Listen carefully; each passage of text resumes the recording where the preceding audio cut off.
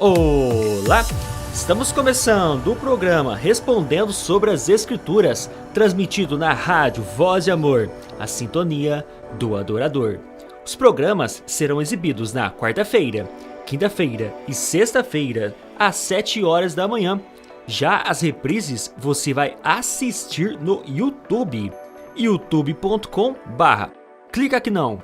Lá você vai encontrar uma playlist denominada Respondendo sobre as Escrituras e todos os nossos programas estarão em vídeos para você assistir. Já no nosso facebook.com/Respondendo sobre as Escrituras vai ter todos os links de todos os nossos programas lá para você compartilhar aí com seus amigos, nas suas redes sociais e poderá fazer uma pergunta para nós ou até mesmo uma sugestão de programa. É mais fácil no WhatsApp, então envie sua mensagem para nós no telefone 16 99299 9452 16 99299 9452. Meu nome é Rafael Leonessa e é uma satisfação poder esclarecer suas dúvidas. É claro que eu não estou sozinho, estou com ele. Quem é você? Meu nome é José Odair e com alegria vamos compartilhar a palavra de Deus. José Odair, nesses estudos passados nós tratamos sobre o Sermão do Monte. Todas ali as informações do Senhor Jesus Cristo, os mandamentos de Cristo, aquela nova visão, uma nova interpretação ou uma complementação daquilo que a lei ensinava. E esses princípios nós estamos tratando nesses últimos programas e hoje vamos falar sobre a questão do adultério em Mateus capítulo 5, a partir do verso 27. Antes de fazermos a leitura, vamos falar com Deus. Santíssimo Deus Todo-Poderoso, damos graças ao Senhor pela Tua palavra e pedimos que o Senhor nos dê sabedoria, capacidade para transmitir a Tua palavra de modo claro, de maneira que todos venham entender. É em nome do Senhor Jesus que nós oramos. Amém. Amém. Você está acompanhando agora o programa Respondendo sobre as Escrituras. Dúvidas não são mais desculpas para conhecer a palavra de Deus. Então, José Odair, é muito importante para quem está acompanhando esses programas, se a pessoa que está assistindo a reprise aí no YouTube, no Facebook, seja onde a pessoa estiver vendo esses vídeos, né? É importante que ela volte e assista às reprises dos programas passados, porque estamos tratando aqui contextualmente o Sermão do Monte, a partir do capítulo 5, e então eu convido a vocês a voltarem a assistir desde o comecinho do Sermão do Monte para fazer sentido aquilo que tudo nós estamos falando nesses últimos programas. Então vamos continuar aqui a partir do verso 27. Isso, e contextualizando, né? O Senhor Jesus havia dito que a nossa justiça ela deve exceder muito a dos escribas e fariseus. E agora o Senhor Jesus vai estar dando 6 exemplos nos quais nós podemos encontrar como a nossa justiça deve exceder a dos escribas e fariseus. Porque o ensinamento deles era pautado apenas na letra e eles haviam reduzido o significado da lei de Deus. Uhum. E o Senhor Jesus então faz um contraste entre a maneira como eles interpretavam a lei e a maneira como o Senhor Jesus interpretava a lei. Uhum. Né? Eles interpretavam ao pé da letra e reduziam muito o seu significado. Então eles achavam que se eles não cometessem o adultério, ou se eles não matassem ninguém, eles eram inocentes diante da lei. Jesus está ensinando que não, que a lei de Deus tem princípios. E quando nós encontramos esses princípios na lei de Deus, nós podemos agir tanto na forma negativa, não matando, não adulterando, como na forma positiva. Porque aquele que não mata também não insulta, ele tem um bom relacionamento com a pessoa. Ele também não insulta, mas como também ele não menospreza a pessoa e ele respeita a dignidade da pessoa. Quando nós chegamos agora no capítulo 5, versículo 27 em diante, o Senhor Jesus vai falar a respeito do adultério. E ele disse assim: ouviste o que foi dito aos antigos, ou seja, a interpretação dos fariseus. Uhum. Ele vai contrastar agora com a interpretação que ele dá. Qual era a interpretação dos fariseus? Não adulterarás. E eles achavam que pelo fato de não cometer adultério era inocente, né? Agora Jesus disse: eu porém vos digo. Eu quero fazer uma pausa para que a gente possa comentar esse eu porém vos digo, né? Por quê? os profetas no passado jamais chegaram em alguma pessoa ou no povo e disse, eu vos digo, né? Eles diziam, assim diz o Senhor. Agora também os fariseus, por causa da sua interpretação errada, eles estavam distantes da palavra de Deus, mas eles usavam a autoridade das Escrituras para respaldar a sua falsa interpretação. Eles sempre diziam, assim diz a palavra de Deus, embora não dizia, mas eles afirmavam que tudo que eles ensinavam estava pautado na palavra de Deus, e eles nunca tiveram a ousadia de dizer, eu vos digo. Agora Jesus não, Jesus tem autoridade. E o Sermão do Monte se encerra dizendo que quando Jesus terminou de proferir essas parábolas, o povo se maravilhou, porque Jesus ensinava como quem tem autoridade e não como os escribas e fariseus. Então ele diz, eu, porém, vos digo. Ou seja, ele tem autoridade e a sua palavra é incontestável. Embora aqui no Sermão do Monte Jesus não menciona o sábado, aliás, outras repetições da lei não mencionam no Novo Testamento, Romanos 13 vai mencionar vários mandamentos, não menciona o sábado, né? Quando o Senhor fala com o jovem rico, ele fala de vários mandamentos e não menciona o sábado, mas o sábado era muito caro para os escribas e fariseus, e eles entraram nessa questão com o Senhor Jesus várias vezes. E lembre-se que quando eles acusaram o Senhor Jesus e os seus discípulos de quebrar o mandamento por estarem apanhando espigas nos sábados, o fim daquela conversa é que Jesus diz, o Filho do Homem é Senhor do sábado também, demonstrando toda a sua autoridade. Agora ele diz, eu, porém, vos digo, e ninguém poderia contestar, porque todos aqueles que ousaram contestar o Senhor Jesus, ou receberam dele uma resposta que deixou-lhe sem palavras, né? Jesus, várias vezes em que os fariseus tentaram colocar Jesus em situação difícil, eles é que acabaram ficando em situação difícil, porque Jesus, tendo toda a autoridade e toda a sabedoria, assim fazia, né? Que eles realmente fossem pegos na armadilha que eles haviam armado. Então Jesus diz, eu porém vos digo, qualquer que olhar para uma mulher com intenção impura, né? No seu coração já adulterou com ela. E se o teu olho direito te faz tropeçar, arranca-o e lança-o para longe de ti. Pois te convém que se perca um dos teus membros e não seja todo o teu corpo lançado no inferno. E se tua mão direita te faz tropeçar, corta-a e lança-te de ti. Pois te convém que se perca um dos teus membros e não vá todo o teu corpo para o inferno. Também foi dito, aquele que repudiar a sua mulher, dele carta de divórcio. Eu, porém, vos digo, qualquer que repudiar a sua mulher, exceto em caso de relações sexuais ilícitas, a expõe a tornar-se adúltera, e aquele que casar com a repudiada comete adultério. Nós vamos comentar até o versículo 30, mas foi importante a gente ler o versículo 31 e 32 para contextualizar. Por quê?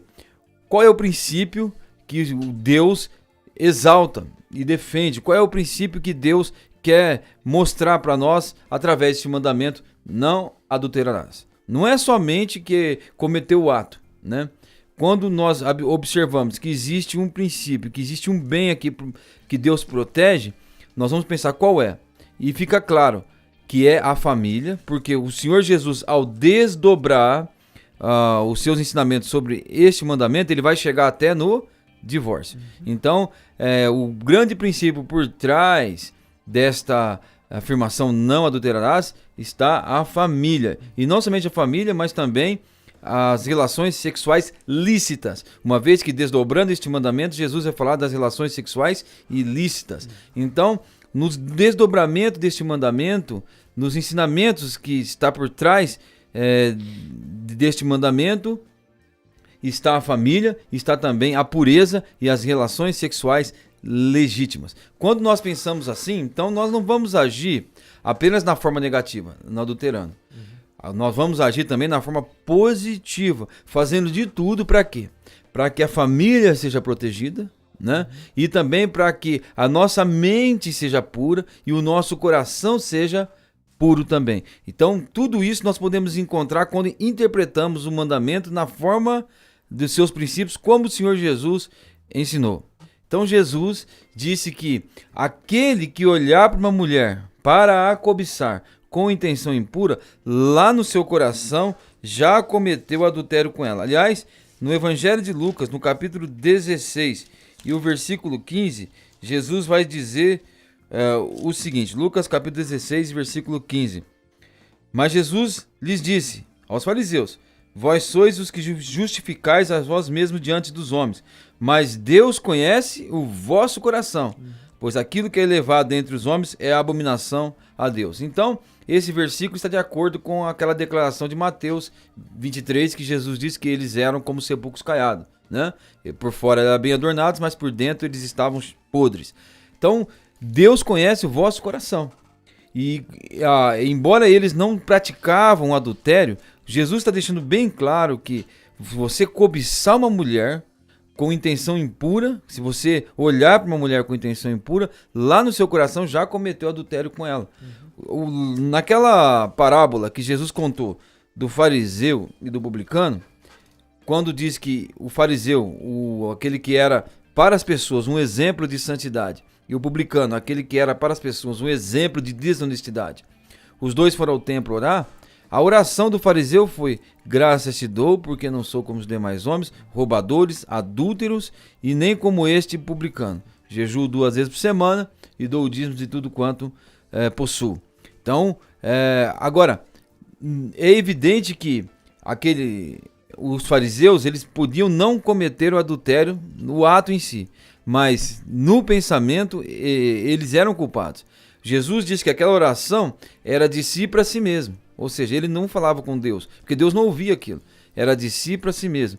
E na sua mente, no seu coração, sem dúvida, todos eles quebraram este mandamento. E Jesus está destacando aqui que o pecado é muito mais grave do que eles possam pensar.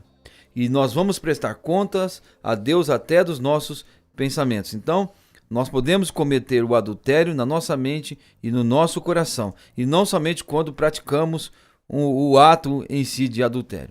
Então percebemos que os mandamentos de Cristo é muito maior, né, do que aquilo que nós vemos no legalismo, ou seja, não pratique isso e nem faça aquilo. A lei do Senhor Jesus Cristo, ou melhor, os mandamentos do Senhor Jesus Cristo está no pensamento. A partir do momento que eu começo a meditar naquilo ali, eu posso ter uma conclusão final, que é praticar aquele pecado.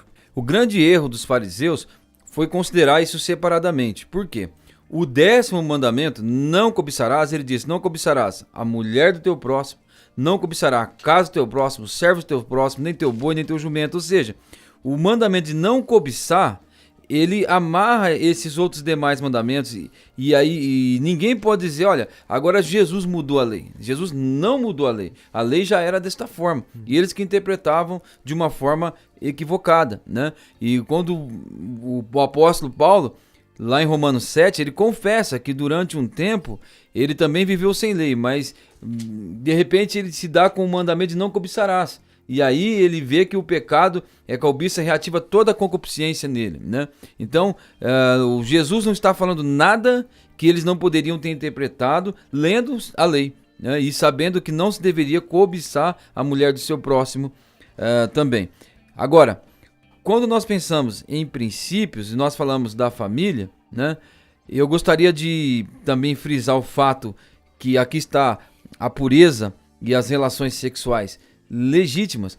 Nós devemos fazer de tudo para conservar a nossa mente sã. Nós devemos fazer de tudo para conservar a nossa mente pura, né? Porque o Senhor Jesus disse: teu olho direito te faz pecar, arranca o seu olho e joga para longe de ti, porque é melhor que você perca um dos teus membros do que todo o teu corpo ser lançado no inferno. Agora a gente pode pensar: qual é o pecado que eu posso cometer com o olho, né? É olhar para uma mulher, é cobiçar as coisas que pertencem às outras pessoas, mas são pecados que são cometidos na mente. Isso. Né? Apenas na mente. Então, o cristão, ele deve guardar o seu caminho puro. O cristão, ele deve evitar ouvir coisas ilícitas, imorais, e deve evitar ver coisas ilícitas e também ver coisas imorais. A Bíblia condena nós cometermos este pecado na nossa mente. E a nossa natureza, se nós a alimentarmos, vai nos levar a cometer esse pecado na mente. Por isso, o cristão deve ter muito cuidado aonde ele vai, as coisas que ele ouve e as coisas que ele assiste, né? E eu fico pensando comigo mesmo: como que alguns cristãos podem assistir determinados filmes, determinados programas, ouvir determinadas músicas e ir em alguns lugares. Porque quando você vai, a sua mente você vai se enchendo de coisas que vão levar você a pecar. Está sendo alimentado, né? Isso, quando ele fala, arranca o teu olho, ele está falando que para vencer esse pecado é necessário que um sacrifício seja feito. Né? Então, mas pensa bem, se você arrancar o seu olho direito, ainda vai ficar o esquerdo. E o esquerdo também cobiça. Vai pecar do mesmo E o esquerdo também faz você pecar. Durante o tempo do cristianismo, a história do cristianismo, muitas pessoas procuraram se isolar, né? E viver afastado do mundo para vencer as concupiscências da carne. Lutero foi um deles, né? Mas mesmo isolado, eles lutavam com esses pecados. Por quê? O pecado os acompanhou, né? E a natureza pecaminosa os acompanharam. Se você ler relatos dessas pessoas, você vai ver que constantemente eles estão sofrendo, eles estão com cobiças na mente, porque isso acompanha a pessoa. A natureza pecaminosa acompanha a pessoa. Jesus disse, se tua mão direita te faz pecar, corta e lança ela para longe de você. Melhor você perder um dos teus membros do que todo o teu corpo perecer no inferno. Então, nós temos que nos preocupar muito com as coisas que nós pensamos, com as coisas que nós colocamos os nossos olhos. Eu gostaria de ler um texto do apóstolo Paulo, na primeira carta aos Tessalonicenses, a partir do capítulo 4, a partir então do versículo 3. Primeira de Paulo aos Tessalonicenses, capítulo 4 e versículo 3, Paulo diz o seguinte: pois esta é a vontade de Deus, a vossa santificação, que vos abstenhais da prostituição. Cada um de vós saiba possuir o próprio corpo em santificação e honra, não como desejo de lascívia, como gentios que não conhecem a Deus. E que nesta matéria ninguém ofenda ou defrauda a seu irmão, porque o Senhor, contra todas essas coisas, como antes vos avisamos e testificamos claramente, ele é o vingador. Então o que é abster-se da prostituição? Você não vai praticar, evidentemente, mas abster-se é ficar longe. Ficar longe. E você não vai procurar ver coisas imorais. Você não vai procurar ir a lugares onde você esteja sujeito a essas coisas, e você também vai evitar ouvir essas coisas. Esta é a vontade de Deus, a vossa santificação. E ele diz, se abstenham da prostituição, e porque qualquer olhar, qualquer situação em que você puder ver algo que vai te incentivar a ter pensamentos imorais, vai fazer com que você peque. E desse texto eu gostaria de destacar também quando o apóstolo Paulo fala e que nesta matéria, ou seja, na matéria moral da prostituição, ninguém ofenda ou defraude o seu irmão. Por que eu quero destacar esse texto? Não dá para comentar tudo, mas aquilo que é mais importante. Eu quero destacar isso porque ele diz, nesta matéria ninguém ofenda ou defraude o seu irmão. E como você pode fazer isso? Você pode fazer isso da seguinte forma. Nós precisamos nos manter puros e também ajudar as demais pessoas a se manterem puras, né? Agora, sabendo que o homem ele é estimulado pelos seus olhos, quando você, irmã, uma mulher, você veste uma roupa provocativa, você está ofendendo, e desta forma, está defraudando o seu irmão, né? Está pisando além da linha. E você se veste de uma maneira provocativa para chamar a atenção de outra pessoa, você não está colaborando para que aquele irmão, ou também podemos dizer aquela irmã, se santifique. Você está prejudicando aquela pessoa, né? Você está fazendo com que a mente dele, a mente dela, tenha pensamentos que não deveriam ter. Então, e outro texto que eu gostaria de destacar, outra parte desse texto, é quando ele diz que o Senhor é vingador de todas essas coisas. Por que eu estou dizendo isso? Paulo está falando esse texto aqui com crentes, né? E diz que Deus é vingador de todas essas coisas. Ou seja, de você praticar, mas também de você se deixar levar por imagens e por coisas que você alimenta sua mente, que pode te levar a pecar. Então, cristãos que veem pornografia, cristãos que ouvem coisas que não devem ouvir, e a gente também, lembra de arrancar o olho? deve haver um sacrifício da nossa parte. Nós não Jó chega a dizer lá se eu não me engano, em Jó 31, eu fiz uma aliança com meus olhos. Como, pois, os fixaria numa donzela? Então, se ele fez uma aliança com os seus olhos, ele disse que não iria fixá-los em uma donzela. É impossível nós não vermos uma pessoa que está vindo ao nosso encontro. É impossível nós não vermos uma pessoa que passa próxima a nós. Uma mulher, né? Bem, mal vestida, mas se a gente fixar os olhos nela, né? O que vai acontecer? Rapidamente nós podemos pecar. Podemos cobiçá-la. Então a orientação que Deus nos dá é para que você desvie rapidamente os seus olhos de uma mulher, para que você não venha a cobiçá-la e cometer o pecado de adultério na sua mente. Eu acho que ninguém tem a mente vazia, né? Ninguém tem a mente vazia. Nossa mente tem que estar sempre funcionando. E, como dizia minha avó, né? A mente vazia é oficina do diabo, né? Oficina do capeta. Os mais velhos falavam isso. A pessoa fica com a mente vazia, começa a maquinar coisas erradas. E a gente pode lembrar de 2 personagens aí. O primeiro, a gente lembra de José, né? Quando esteve ali com a mulher do faraó e ela quis algo ali a mais com ele, ele deu no pé, ele correu e não praticou o pecado com aquela mulher. E outro personagem que fez totalmente o contrário, que foi Davi. A mente vazia, olhou Betseba, analisou, fixou o olhar na Betseba e acabou pecando ali com ela. E isso gerou um monte de problema posterior. Então, como o José Aldair disse, como a Bíblia ensina a gente, se o nosso olho faz pecar, nossa mão faz pecar, joga fora e resolve esse problema, né? Arranca e joga fora. E eu lembrei também de um filme bem interessante, a Prova de Fogo. O personagem ali principal do filme, né? Faz tempo que eu assisti esse filme, mas parece que ele tinha um problema ali com um problema com o computador. Eu acredito ser pornografia. E para resolver aquele problema, ele pegou o computador e mandou numa lata lá e botou fogo, jogou fora, enfim. Ele resolveu o problema dele jogando fora aquilo que fazia ele pecar. E muitas pessoas hoje carregam, né, consigo aparelhos telefônicos, muitos jovens com computador dentro do quarto, e aquilo ali é uma tentação. Porque a gente sabe que quem cai nesse tipo de pecado, porque não está focado nas coisas de Deus. Como ele não está focado nas coisas de Deus, está focado com coisas seculares, lógico que ele vai ser muito mais tentado. Então não é apenas se abster de coisas, mas focar nas coisas de Deus.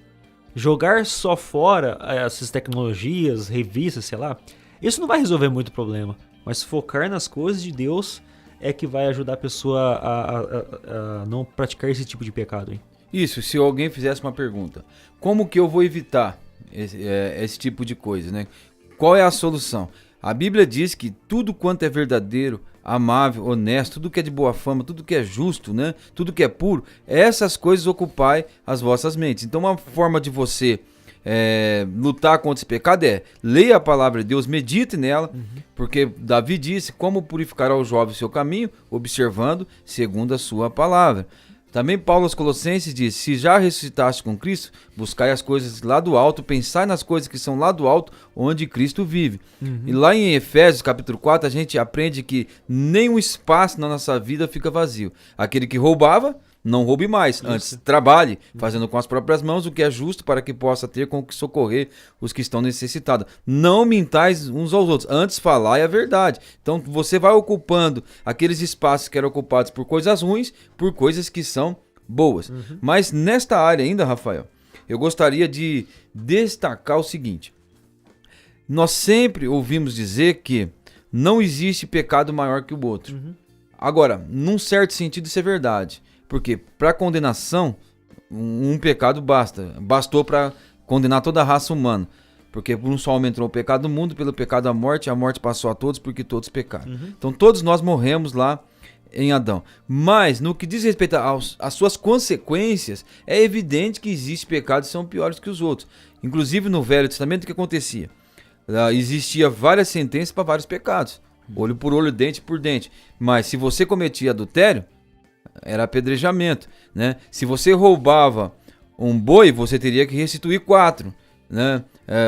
Da pessoa. Enfim, uma pessoa não era morta porque ela roubou um boi. Ela tinha que restituir, certo? Ela não era, então, morta. Agora, o pecado de adultério era a morte. Enfim, então, existe consequências maiores e menores, existe penas maiores e menores. Por quê? Porque nem todo pecado é igual.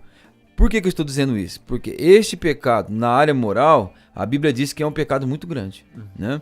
Então, Paulo, em 1 Coríntios, capítulo 6, a partir do versículo 15, ele diz o seguinte: não sabeis vós que os vossos corpos são membros de Cristo? Eu, porventura, tomaria os membros de Cristo e os faria membros de meretrizes? Absolutamente não. Ou seja, o nosso corpo é templo do Espírito Santo. E agora nós somos membros de Cristo. E nós iríamos fazer dos membros de Cristo um só corpo com uma meretriz? Ele diz absolutamente não. Então o pecado da imoralidade é muito grave, porque é um pecado cometido no corpo. Versículo 16. Ou não sabeis que o homem que se une a uma prostituta forma com ela um só corpo? Por quê? Como se diz, serão os dois uma só carne, mas aquele que se une ao Senhor é um espírito com ele. Agora ele nos dá a receita para que nós possamos agir contra esse pecado. Qual é a receita? Fugir da impureza ou fugir da prostituição. Qualquer outro pecado que uma pessoa comete é fora do corpo, é fora do templo do Espírito Santo. Mas aquele que pratica a imoralidade peca contra o seu próprio corpo. Então, pecar contra o próprio corpo é um pecado muito grave nas Escrituras, porque nós estamos fazendo um pecado, cometendo um pecado com aquele que é o templo do Espírito Santo, né? E versículo 19: acaso não sabeis que o vosso corpo é santuário do Espírito Santo, que está em vós, o qual tendes da parte de Deus, e que não sois de vós mesmos?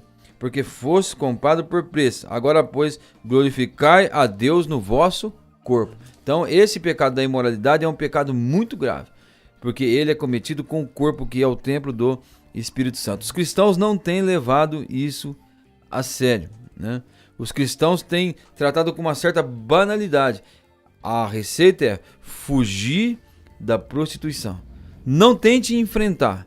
Não fique num lugar onde você possa sair exposto a isso, porque a palavra de Deus diz: fuja e não tente resistir.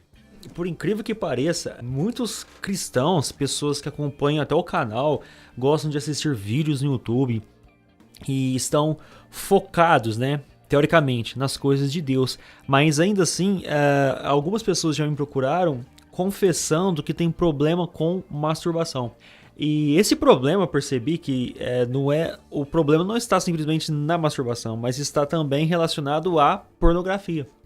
E outra coisa que eu até havia comentado com você um tempo atrás é que eu vi num grupo lá do Facebook, uma pessoa ela postou lá perguntando se um cristão poderia se masturbar.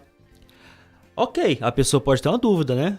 Talvez não é bem instruído, mas os comentários, meu amigo, os comentários foram assim assustadores. Muitas pessoas que se diziam ser cristãs acreditavam que não é pecado se masturbar. Olha só onde que chegou a coisa. Aí eu lembro do pregador dizendo: se você se masturbar pensando em uma árvore, pensando no ar, na natureza, até que vai. Mas ninguém consegue fazer isso. Toda pessoa que se masturba está pensando em algo pornográfico, em alguma coisa que realmente vai destruir a vida dela. E tenho ouvido pessoas dizer que a pessoa não vai se satisfazer com a mesma quantidade. Ela vai cada vez consumindo mais e mais e mais. E ela produz os mesmos efeitos no corpo que a droga. Ela vai viciando e a pessoa vai querendo buscar cada vez mais. Enfim, então por isso que a Bíblia diz: fuja, né, deste pecado, não tente enfrentá-lo. Não acha que você vai resistir. Não se coloque em situação de perigo. Um exemplo, Rafael, quando eu vou fazer 20 anos de casado, mas quando eu namorava, o meu sogro sempre mandava meu cunhado ou minha cunhada junto conosco. Hoje é comum cristãos, né, namorados, saírem sozinhos. Isso. Na moto, no carro. Ou seja, isso é um convite para a fornicação. Porque a Bíblia não diz que você que leia a Bíblia, você que é santificado, você que ora, você deve se colocar nessa situação, você vai ter resistência contra isso. Não vai. Vai pecar. Porque, e como um dos nossos irmãos aqui de Franca nos diz, hormônios não se convertem. Testosterona não se converte. Então tome muito cuidado. Evite essas situações. Você que é pai, você que é mãe, não deixe seu filho sair sozinho com a namorada. Não deixe a sua filha sair sozinho com o namorado. Porque isso vai expô-los a caírem em fornicação. Às vezes por muito temor, muito respeito, eles talvez até não cometem um ato. Mas às vezes um deles vão procurar a masturbação para satisfazer aquele hormônio que tá todo eufórico no corpo da pessoa.